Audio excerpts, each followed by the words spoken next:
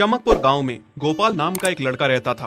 उसकी सौतेली माँ और बाप ने उसे घर से निकाल दिया था। उसकी सौतेली माँ ने सब कुछ अपने और अपने बच्चों के नाम पे कर रखा था और गोपाल को हिस्से के नाम पे 3 गायें दे रखी थी। गोपाल पढ़ा लिखा तो बहुत था, पर नौकरी ना मिलने के कारण उसने सोच लिया था कि वो अब उन तीनों गायें की खूब देख रेख करके उनसे जो दूध मिलेगा उसे बेच के अपना कारोबार चलाएगा। अब मैं बिल्कुल अकेला हो गया हूँ। गौ माता, तुम तीनों के अलावा मेरा अब कोई भी नहीं है। बस मेरा घर चलाने के लिए तुम तीनों को मेरी मदद करनी होगी। तीनों गायें बहुत ही हट्टी कट्टी और जवान थीं और रिश्ते में भी एक दूसरे की बहनें लगती थीं। चंपा, चमेली और मैना। मैना सबसे बड़ी और समझदार गाय थी। चंपा गर्भवती थी और चमेली को अभी अभी बच्चा हुआ था। वो दूध दे रही थी, जिसके दूध को बेच के गोपाल का थोड़ा बहुत घर चल रहा था। पर गोपाल को अब चंपा और मैना पे पूरा भरोसा था कि जब उनका बच्चा हो जाएगा तो वो खूब दूध देने लगेंगी और जिससे उसका कारोबार अच्छे से सेट हो जाएगा। देखा चमेली बहन, हमारे मालिक को कितनी उम्मीदें हैं हम तीनों से। हाँ चंपा, सुना मैंने, मालिक ने हमसे कितनी सारी उम्मीदें लगा रखी हैं। और उम्मीद रखे भी क्यों ना, कितना समय खर्च करते हैं मालिक हम पे और कितनी सेवा करते हैं हमारी, कितना खिलाते पिलाते हैं हमें। और फिर हम मालिक की उम्मीदों पे खरा ना उतरेंगी तो धिक्कार है हमारी जिंदगी पर। सही कह रही हो बहन तुम। चलो हम तो मालिक के लिए कुछ ना कुछ कर ही लेंगे। तुमने बच्चा दे दिया है, दूध भी दे रही हो, मैं भी गर्भवती हूँ। थोड़े दिनों में मैं भी बच्चे को जन्म दे दूंगी, फिर दूध भी देने लगूंगी। लेकिन इस मैना दीदी को देखो, हम दोनों से बड़ी हैं, एक बार भी बच्चा ना दे पाई आज तक। क्या इसका फर्ज नहीं बनता मालिक के लिए कुछ? ये तो बड़ी हैं, हमसे ज्यादा इसको मालिक के लिए करना चाहिए था, लेकिन हम छोटी होकर इतना सोच रहे हैं। तुम दोनों ऐसा क्यों कह रही हो? क्या गलत कह रहे हैं हम? सही तो कह रहे हैं। कितने सालों से बांझ पड़ी हो तुम। ऐसा कैसे कह सकती हो तुम? बच्चा देना ना देना मेरे हाथ में थोड़े ना है। मैं भी तो माँ बनना चाहती हूँ ना। मैं भी चाहती हूँ कि दूध दूँ और मालिक को मेरे दूध से कुछ फायदा हो। अरे तुम क्या बच्चा दोगी जो इतने सालों से नहीं दे पाई? तुम ये ख्वाब लेना बंद करो कि तुम बच्चा दोगी और तुम्हारे दूध से मालिक को कोई फायदा होगा। दोनों छोटी बहनें बड़ी बहन मैना की बेबसी का मजाक उड़ाती हैं और उस पे हंसती हैं। इस बात से मैना बहुत दुखी होती है और रोती है कि उसी की बहनें उसको दिलासा देने की बजाय उसे ताने मार रही हैं, उसका मजाक उड़ा रही हैं। फिर एक दिन गोपाल का पड़ोसी उससे कहता है, अरे गोपाल, तुम्हारी 2 गायें तो ठीक है, एक गाय का क्या है? उससे तुम्हें कोई फायदा नहीं है, बेच क्यों नहीं देते उसे? अरे नहीं नहीं भाई साहब, बेचना क्यों उसे? अभी बच्चा नहीं दे रही तो क्या पता कल वो बच्चा दे दे। कोई भी काम जल्दबाजी में नहीं करना चाहिए। अरे नहीं गोपाल, मेरे कहने का ये मतलब था कि तुम्हें अपना कारोबार जल्द खड़ा करने की जरूरत है, क्योंकि तुम्हारे घर वालों ने तुम्हारे साथ जो कुछ भी किया वो बहुत गलत था। अब तुम्हें जो भी करना है अकेले ही करना है। आगे शादी भी तो करनी है तुम्हें, उसके लिए भी खूब पैसा कमाना पड़ेगा। जब तुम्हारी सारी गायें दूध देंगी तभी तो कारोबार अच्छा चलेगा ना। हाँ, बात तो तुम सही कह रहे हो भाई। मेरी मानो तो तुम अपनी गायों को क्रॉस करवा के देख लो, शायद उससे बच्चा हो जाए। हाँ, ये सुझाव तुमने सही दिया, मैं कल ही ऐसा कर लेता हूँ। सुना तुमने मैना बहन मालिक की बातों को? कितना परेशान है मालिक तुम्हारी वजह से, पर तुम्हें तो कोई बात कह ही नहीं सकते। झट से बुरा जो मान जाती हो तुम। मैना ये सब सुन के बहुत दुखी होती है, पर करती भी क्या, उसके हाथ में कुछ नहीं था। गोपाल ने मैना को क्रॉस करवा के भी देखा, पर उसका भी कोई फायदा नहीं हुआ। गोपाल, जो सुझाव मैंने तुम्हें दिया था, क्या वो तुमने आजमाया? हाँ भाई, वो भी करके देख लिया, पर उसका भी कोई असर ना हुआ। ये गाय किसी काम की नहीं है गोपाल, मेरी मानो तो इसे बेच दो। मैं सोच रहा हूँ एक बार फिर से क्रॉस करवा के देखता हूँ, शायद कोई बात बन जाए। देख लो, पर मुझे नहीं लगता। देखा, इन लोगों को भी पता चल गया, तुम बच्चा नहीं दे सकती, तुम बांझ ही रहोगी। सही कह रही हो तुम दीदी, इतने जतन करने के बाद भी बच्चा नहीं हो रहा तो अब क्या होगा? गोपाल मैना को एक बार फिर से क्रॉस करवा लेता है। दोनों बहनें चंपा और चमेली मैना के बांझपन का मजाक उड़ाती हैं और उस पे खूब हंसती हैं। फिर एक दिन मैना चमेली के बच्चे के साथ खेल रही थी कि तभी चंपा देख लेती है। हाँ देख तो चमेली दीदी, ये मैना दीदी तेरे बच्चे के साथ क्या कर रही है?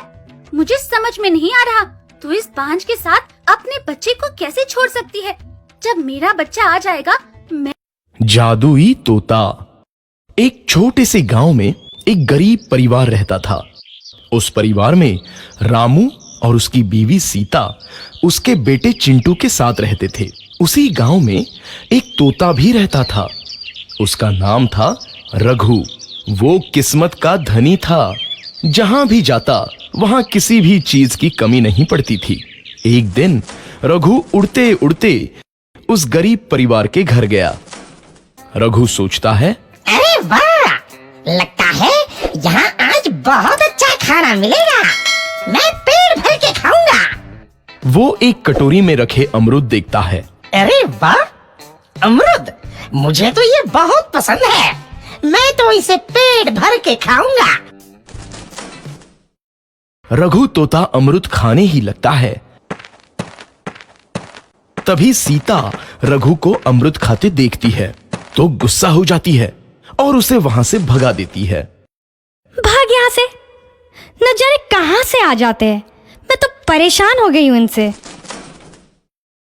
सीता के भगाने के बाद रघु चुपचाप से एक कोने में रहता है। धीरे धीरे उस परिवार की बरकत होने लगती है।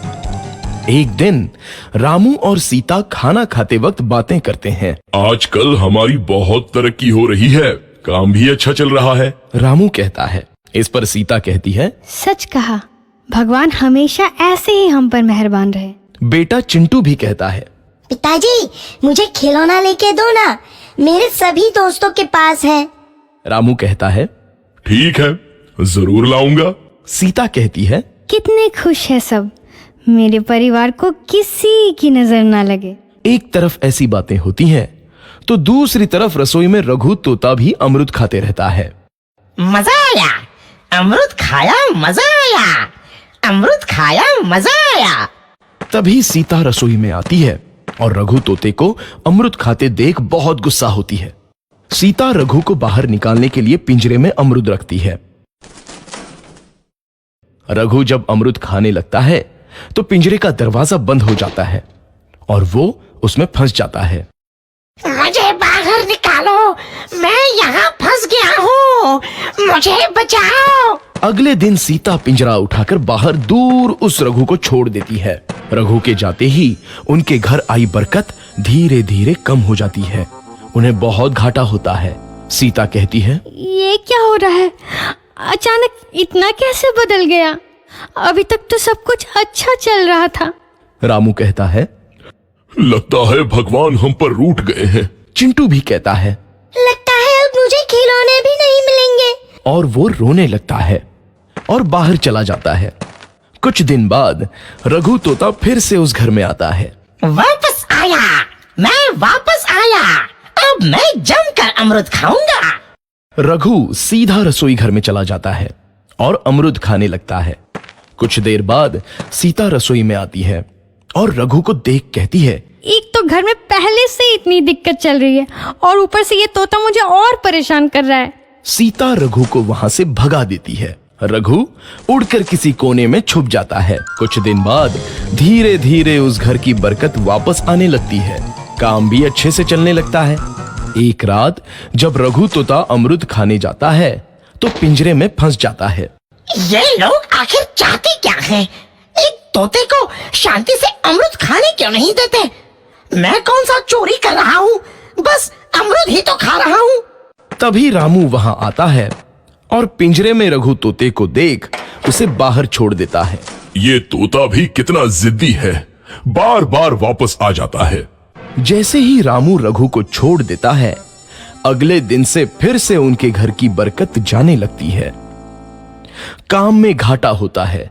किसी को समझ नहीं आ रहा था कि ऐसा क्यों हो रहा है। रघु तोता घर आता है तो अचानक बरकत आती है और जब रघु तोता को बाहर निकालते हैं तो बरकत चली जाती है। एक दिन सीता रघु तोते के घर आने और बाहर जाने की स्थिति पर नजर रखती है। ये तोता जब भी घर आता है तो घर में बरकत आती है और जैसे ही ये घर से बाहर जाता है तो उसी के साथ बरकत भी चली जाती है। कहीं ये जादुई तोता तो नहीं है? अगली बार जब ये तोता घर आएगा तो मैं इसे कहीं नहीं जाने दूंगी। सीता रघु का बहुत इंतजार करती है, लेकिन रघु तोता दोबारा उस घर में कभी नहीं आता।